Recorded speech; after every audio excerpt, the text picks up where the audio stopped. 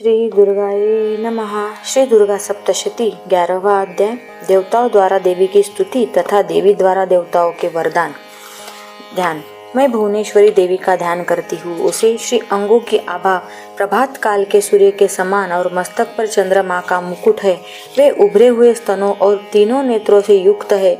उनके मुख पर मुस्कान की छठी छाया छड़ती है और हाथों में वरद अंकुश पाश एवं अभय मुद्रा शोभा पाते हैं। ऋषि कहते हैं, देवी के द्वारा वहाँ महादैत्यपति शुंभ के मारे जाने पर इंद्र आदि देवता अग्नि को आगे करके उन कात्यायनी देवी की स्तुति करने लगे। उस समय अभिष्ट की प्राप्ति होने के उसके मुख कमल दमक उठे थे और उनके प्रकाश से दिशाएं भी जगमगा उठी थी। देवता बोले, शरणागत की पीड़ा दूर करने वाली देवी हम पर प्रसन्न हो। संपूर्ण जगत की माता प्रसन्न हो। विश्वेश्वरी, विश्व की रक्षा करो। देवी, तुम ही चराचर जगत की आदिश्वरी हो। तुम इस जगत का एकमात्र आधार हो, क्योंकि पृथ्वी रूप में तुम्हारी ही स्थिति है। देवी, तुम्हारा पराक्रम उल्लंघनीय है। तुम ही जल रूप में स्थित होकर संपूर्ण जगत को तृप्त करती हो। तुम अनंत बल संपन्न वैष्णवी शक्ति हो। इस विश्व की कारणभूता परामाया हो। देवी, तुमने इस समस्त जगत को मोहित कर रखा है। तुम ही प्रसन्न होने पर इस पृथ्वी पर मोक्ष की प्राप्ति कराती हो। देवी, संपूर्ण विद्याएं तुम्हारी ही भिन्न भिन्न स्वरूप है। जगत में जितनी स्त्रियां हैं वे सब तुम्हारी ही मूर्तियां हैं। जगदम्ब, एकमात्र तुमने ही इस विश्व को व्याप्त कर रखा है। तुम्हारी स्तुति क्या हो सकती है। तुम तो स्तवन करने योग्य पदार्थों से परे एवं परावानी हो। जब तुम सर्वस्वरूपा देवी स्वर्ग तथा मोक्ष प्रदान करने वाली हो, तब इसी रूप में तुम्हारी स्तुति हो गई। तुम्हारी स्तुति के लिए इससे अच्छी उक्तियां और क्या हो सकती है। बुद्धि रूप से सब लोगों के हृदय में विराजमान रहने वाली तथा स्वर्ग एवं मोक्ष प्रदान करने वाली नारायणी देवी, तुम्हें नमस्कार है। कला, काष्ठा आदि के रूप में क्रमशः परिणाम की ओर ले जाने वाली तथा विश्व का उपसंहार करने में समर्थ नारायणी, तुम्हें नमस्कार है। नारायणी, तुम सब प्रकार का मंगल प्रदान करने वाली मंगलमयी हो। कल्याणदायिनी शिवा हो। सब पुरुषार्थों का सिद्ध करने वाली शरणागत वत्सला, तीन नेत्रों वाली एवं गौरी हो। तुम्हें नमस्कार है। तुम सृष्टि, पालन और संवार की शक्तिभूता सनातनी देवी, गुणों का आधार तथा सर्वगुणमयी हो। नारायणी, तुम्हें नमस्कार है। शरण में आए हुए दिनों एवं पीड़ितों की रक्षा में संलग्न रहने वाली तथा सबकी पीड़ा दूर करने वाली नारायणी देवी, तुम्हें नमस्कार है।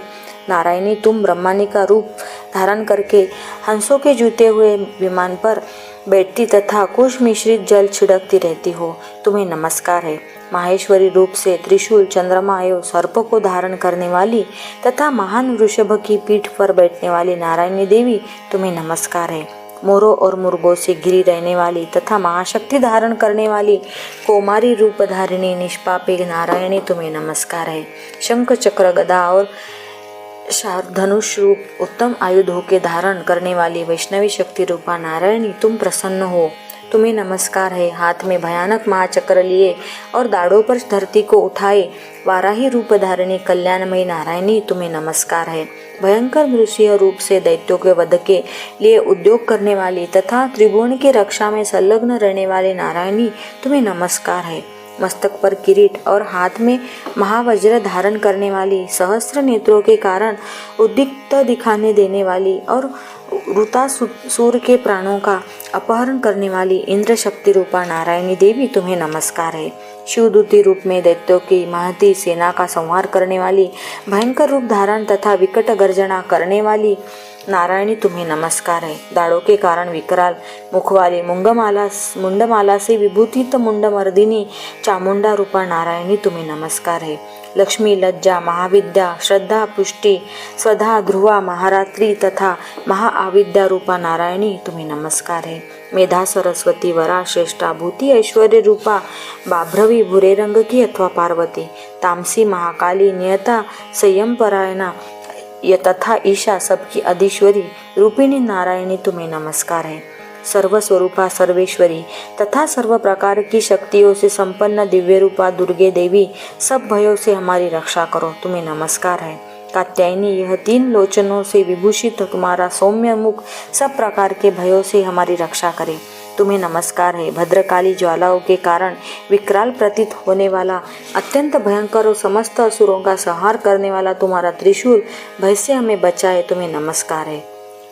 देवी, जो अपनी ध्वनि से संपूर्ण जगत को व्याप्त करके दैत्यों के तेज नष्ट किए देता है, वह तुम्हारा घंटा हम लोगों की पापों से उसी प्रकार रक्षा करे जैसे माता अपने पुत्रों की बुरे कर्मों से रक्षा करती है। चंडिके, तुम्हारे हाथों में सुशोभित खड्ग जो असुरों के रक्त और चर्बी से चर्चित है, हमारा मंगल करे, हम तुम्हें नमस्कार करते हैं। देवी, तुम प्रसन्न होने पर सब रोगों को नष्ट कर देती हो और कुपित होने पर मनोवांछित सभी कामनाओं का नाश कर देती हो। जो लोग तुम्हारी शरण में जा चुके हैं उन पर विपत्ति तो आती ही नहीं, तुम्हारी शरण में गए हुए मनुष्य दूसरों को शरण देने वाले हो जाते हैं। देवी अंबिके, तुमने अपने स्वरूप को अनेक भागों में विभक्त करके नाना प्रकार के रूपों से जो इस समय इन धर्मद्रोही महादैत्यों का संहार किया है, वह सब दूसरी कौन कर सकती है। विद्याओं में ध्यान को प्रकाशित करने वाले, शास्त्रों में तथा आदि वाक्यों में तुम्हारे सिवा और किसका वर्णन है, तथा तुमको छोड़कर दूसरी कौन ऐसी शक्ति है जो इस विश्व को अज्ञानमय घोर अंधकार से परिपूर्ण ममता रूपी गड्ढे में निरंतर भटका रही है। जहाँ राक्षस, जहाँ भयंकर विष वाले सर्प, जहाँ शत्रु, जहाँ लुटेरों की सेना और जहाँ दावानल हो, वहाँ तथा समुद्र के बीच में भी साथ रहकर तुम विश्व की रक्षा करती हो। विश्वेश्वरी, तुम विश्व का पालन करती हो, विश्वरूपा हो, इसलिए संपूर्ण विश्व को धारण करती हो। तुम भगवान विश्वनाथ की भी वंदनीय हो। जो लोग भक्तिपूर्वक तुम्हारे सामने मस्तक झुकाते हैं, वे संपूर्ण विश्व को आश्रय देने वाले होते हैं। देवी, प्रसन्न हो। जैसे इस समय असुरों का वध करके तुमने शीघ्र ही हमारी रक्षा की है, उसी प्रकार सदा हमें शत्रुओं के भय से बचाओ। संपूर्ण जगत का पाप नष्ट कर दो और उत्पात एवं पापों के फलस्वरूप प्राप्त होने वाले महामारी आदि बड़े बड़े उपद्रवों को शीघ्र दूर करो। विश्व की पीड़ा दूर करने वाली देवी, हम तुम्हारे चरणों पर पड़े हुए हैं, हम पर प्रसन्न हो। त्रिलोक निवासियों की पूजनीय परमेश्वरी, सब लोगों को वरदान है। देवी बोली, देवताओं, मैं वर देने को तैयार हूँ। तुम्हारे मन में जिसकी इच्छा हो वह वर मांग लो। संसार के लिए उस उपकारक वर को मैं अवश्य दूंगी। स्मृति करेंगे तब मेरा। देवता बोले, सर्वेश्वरी, तुम इसी प्रकार तीनों लोकों की समस्त बाधाओं को शांत करो और हमारे शत्रुओं का नाश करती रहो। देवी बोली, देवताओं, वैवस्वत मनवंतर के 28वें युग में शुंभ और निशुंभ नाम के 2 अन्य महादैत्य उत्पन्न होंगे। तब मैं नंद गोप के घर में उनकी पत्नी यशोदा के गर्भ से अवतीर्ण हो विंध्याचल में जाकर रहूंगी और उक्त दोनों असुरों का नाश करूंगी। फिर अत्यंत भयंकर रूप से पृथ्वी पर अवतार ले मैं विप्रचिति नाम वाले दानवों का वध करूंगी। उन भयंकर महादैत्यों को भक्षण करते समय मेरे दांत अनार के फूल की भांति लाल हो जाएंगे। तब स्वर्ग में देवता और मर्त्य लोक में मनुष्य सदा मेरी स्तुति करते हुए मुझे रक्तदंतिका कहेंगे। फिर जब पृथ्वी पर 100 वर्षों के लिए वर्षा रुक जाएगी और पानी का अभाव हो जाएगा, उस समय मुनियों के स्तवन करने पर मैं पृथ्वी पर अयोनिजा रूप में प्रकट होंगी और 100 नेत्रों से मुनियों को देखूंगी। अंत मनुष्य शताक्षी इस नाम से मेरा कीर्तन करेंगे। देवताओं, उस समय मैं अपने शरीर से उत्पन्न हुए शांकों द्वारा समस्त संसार का भरण पोषण करूंगी। जब तक वर्षा नहीं होगी तब तक मैं शाक की सबसे प्राणों की रक्षा करेंगे। ऐसा करने के कारण पृथ्वी पर शाकंभरी के नाम से मेरी ख्याति होगी। उसी अवतार में मैं दुर्गम नामक महादैत्य का वध भी करूंगी। इसमें भी मेरा नाम दुर्गा देवी के रूप में प्रसिद्ध होगा। फिर मैं जब भीम रूप धारण करके मुनियों की रक्षा के लिए हिमालय पर रहने वाले राक्षसों का भक्षण करूंगी, उस समय सब मुनि भक्ति से नतमस्तक होकर मेरी स्तुति करेंगे। तब मेरा नाम भीमा देवी के रूप में विख्यात होगा। जब अरुण नामक दैत्य तीनों लोकों में भारी उपद्रव मचाएगा, तब मैं तीनों लोकों का हित करने के लिए 6 पैरों वाले असंख्य भ्रमरों का रूप धारण करके उस महादैत्य का वध करूंगी। उस समय सब लोग भ्रामरी के नाम से चारों ओर मेरी स्तुति करेंगे। इस प्रकार जब जब संसार में दानवी बाधा उपस्थित होगी, तब तब अवतार लेकर मैं शत्रुओं का संहार करूंगी। इस प्रकार श्री मार्कंडेय पुराण में सावर्णिक मनवंतर की कथा के अंतर्गत देवी महात्म्य में देवी स्तुति नामक 11वां अध्याय पूरा हुआ।